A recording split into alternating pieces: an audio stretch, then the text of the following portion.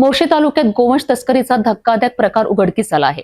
बजरंग दल आणि वारसा संस्थेच्या सतर्कतेमुळे एका एसी वाहनातून गायींची तस्करी पकडण्यात आली आहे।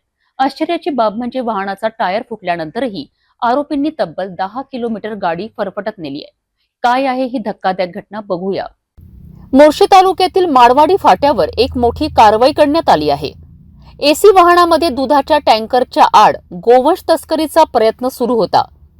मात्र बजरंग दल आणि वारसा संस्थेच्या कार्यकर्त्यांनी ही गाडी अडवून मोठा गोहत्या कट उधळून लावला। गुप्त माहितीच्या आधारे बजरंग दलाच्या कार्यकर्त्यांनी ही गाडी अडवण्याचा प्रयत्न केला, मात्र टायर फुटूनही आरोपींनी गाडीचा वेग कमी केला नाही आणि तब्बल 10 किलोमीटर वाहन फरफटत नेलेत। अखेर माडवाडी फाट्यावर वाहन अडवल्यानंतर ही गोवंश तस्करी उघडकीस आली। या एसी वाहनामध्ये अत्यंत निर्दयीपणे 7 गायी आणि 2 बैल कोंबून वाहतूक केली जात होती।